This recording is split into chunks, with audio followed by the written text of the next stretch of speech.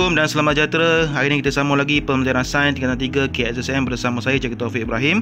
Hari ini masih lagi bab 9.1 aktiviti matahari yang memberi kesan kepada bumi bahagian 3. So slide kali ini kita akan bincang berkenaan dengan magnetosfera bumi.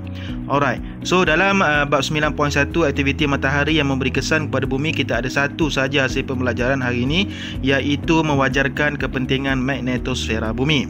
Alright. Seperti yang kita ketahui, matahari merupakan satu bintang yang berada di angkasa lepas dan memberi faedah ataupun kepentingan yang sangat besar kepada hidupan di bumi, kerana matahari membekalkan tenaga haba dan cahaya kepada bumi. So di antara kepentingan matahari kepada bumi, yang pertama ialah membekalkan tenaga cahaya kepada tumbuhan hijau untuk menghasilkan makanan. Jadi kita sebagai pengguna akan ambil makanan hijau tadi untuk terus kehidupan kita, untuk meneruskan kehidupan kita. So sangat penting tenaga cahaya tersebut. Yang kedua, membekalkan tenaga cahaya untuk penglihatan manusia dan haiwan. So kita dapat melihat dalam dunia ni disebabkan oleh cahaya yang dibekalkan oleh matahari. Yang ketiga, membekalkan tenaga haba untuk memanaskan bumi. Dan yang keempat, haba daripada matahari membolehkan kitar air berjalan di bumi melalui proses penyejatan. So air itu akan sentiasa ada kitar air. Okey, kita panggil dia sebagai kitar air.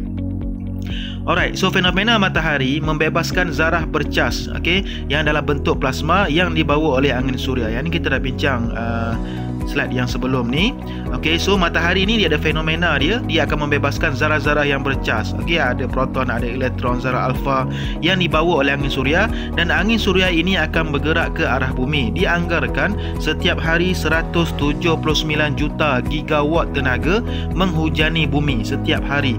Lebih kurang 7,000 kali ganda tenaga seluruh manusia guna dalam satu hari. Sangat besar. Jadi zarah yang bercas dilepaskan bersama sinaran elektromagnet yang sangat besar ke arah bumi. Jika menghentam bumi, boleh merosakkan semua benda hidup di bumi, termasuklah kita. Jadi muncullah bumi kita ni mempunyai satu sistem pertahanan yang dipanggil sebagai magnetosfera bumi. Alright, so kita akan bincang magnetosfera bumi. Apa itu magnetosfera bumi? Suatu ruang dalam angkasa lepas yang meliputi bumi. Medan magnet magnetosfera, gabungan antara medan magnet bumi, iaitu medan magnet utama, dengan medan magnet dalam angkasa lepas. Magnetosfera bumi mengelilingi bumi dan melindunginya daripada angin suria. So sebagai satu pertahanan kepada bumi daripada angin suria yang mempunyai zarah-zarah bercas yang sangat-sangat tinggi tenaganya menghentam bumi. So ibarat payung lah. Kalau hujan kita ada payung, so untuk mengelakkan air terkena kita. Sama juga macam magnetosfera bumi ini, dia melindungi ataupun memayungi bumi daripada angin suria yang mempunyai zarah-zarah bercas yang sangat-sangat besar.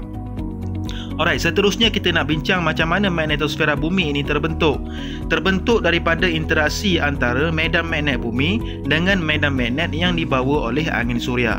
So angin suria yang dilepaskan daripada matahari ini, dia membawa sekali medan magnet, dan medan magnet tersebut akan berinteraksi dengan medan magnet bumi. Katakan ni bumi ada medan magnet bumi, ada kutub utara dan ada kutub selatan. Medan magnet bumi mempunyai kutub utara dan kutub selatan. Kutub selatan menarik jarum kompas menunjukkan arah utara. So kalau kita tengok arah anak panah tu, dia akan keluar melalui utara, dia akan masuk melalui selatan. Alright. So di matahari, di matahari pula membebaskan berbilion tan plasma hasil daripada fenomena yang berlaku di matahari, seperti lentingan jisim korona dan nyalaan suria yang kita dah bincang selama ni, dan ini membebaskan tenaga yang sangat-sangat besar. Plasma terdiri daripada zarah dan ion bercas positif dan negatif. Zarah dan ion dibawa oleh angin suria menuju ke bumi. So katakan ni matahari, dia akan bebaskan zarah-zarah dan ion ini melalui angin suria menuju ke bumi. Alright. So matahari akan membebaskan angin suria. Dalam angin suria tu ada plasma. So plasma tu terdiri daripada ion-ion yang bercas negatif dan positif yang sangat tinggi. Angin suria bergerak ke bumi bersama dengan medan magnet angkasa lepas.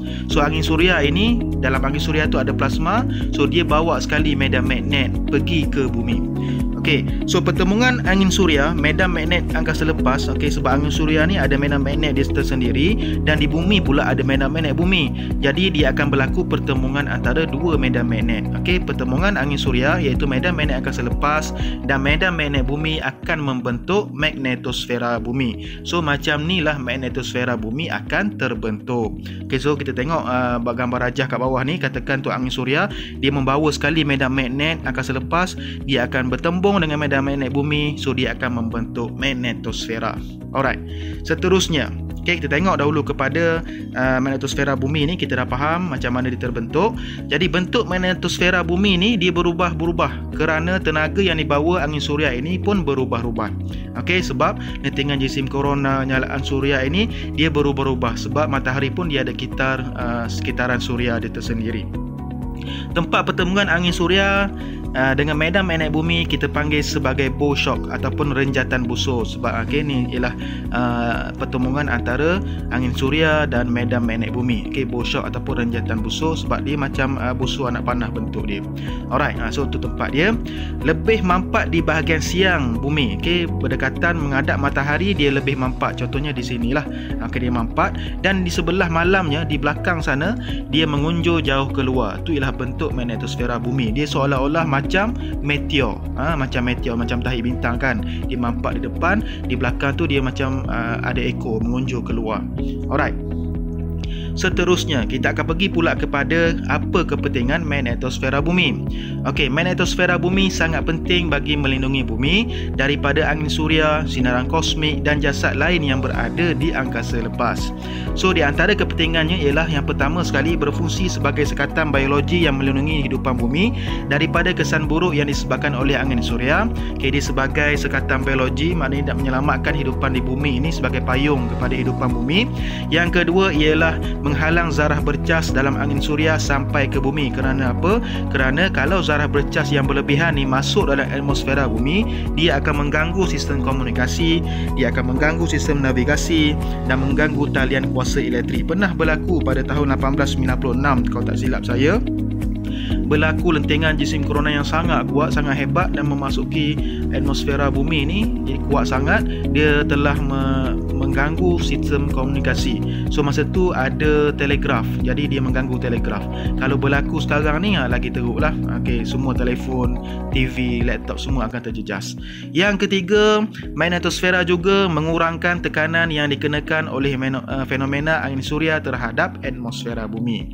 Alright, so di bumi ni ada dua lapisan lah, magnetosfera dan atmosfera.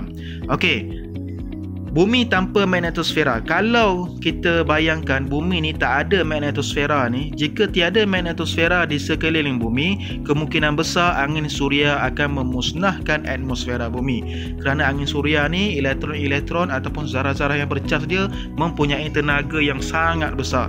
So dia boleh memusnahkan atmosfera bumi. Kalau bumi tak ada atmosfera, dia akan menyebabkan udara akan lenyap daripada bumi dan menjadi vacuum.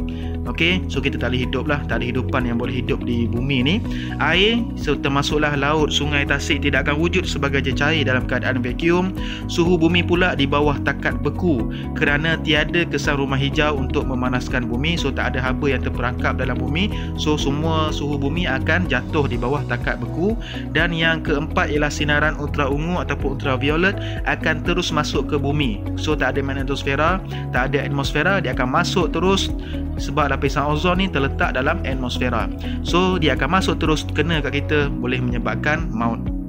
Okey, so ni contoh pelindungan yang ada di bumi. Katakan matahari itu membebaskan angin suria, so kita ada protection, ada magnetosfera, kita ada atmosfera. Okey, angin suria yang mengandungi plasma dan terdiri daripada sinaran ion sangat bahaya kalau dia masuk ke permukaan bumi. Kehidupan bumi kalau tak ada magnetosfera, tak ada atmosfera, dia akan masuk terus dan kita akan menyerap sinaran ion melebihi tahap selamat. So bila dah lebih tahap selamat, dia boleh membawa maut. Kita dah belajar ni dalam bab 8 kan.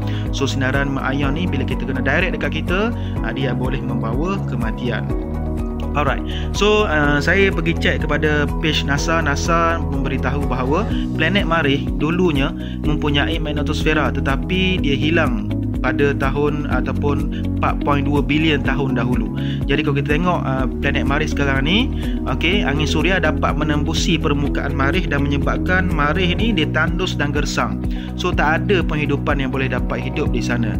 Okey, kalaulah bumi ni hilang magnetosfera, kemungkinan bumi ni pun akan jadi macam Marikh lah, dia akan tandus, gersang. Okey, tak ada hidupan yang boleh hidup di sana. Alright, so boleh cuba jawab soalan yang disediakan. Okey, tekan link di description video yang di bawah ni, yang saya tanda di bawah ni, dan jangan lupa untuk subscribe, tekan saja, klik saja di situ. Dan yang paling penting, pergi ke Facebook, like page Facebook Cikgu Taufik Ibrahim. Jadi pembelajaran seterusnya kita akan belajar berkenaan dengan 9.2 cuaca angkasa. Jadi terima kasih dan selamat belajar. Assalamualaikum dan selamat sejahtera.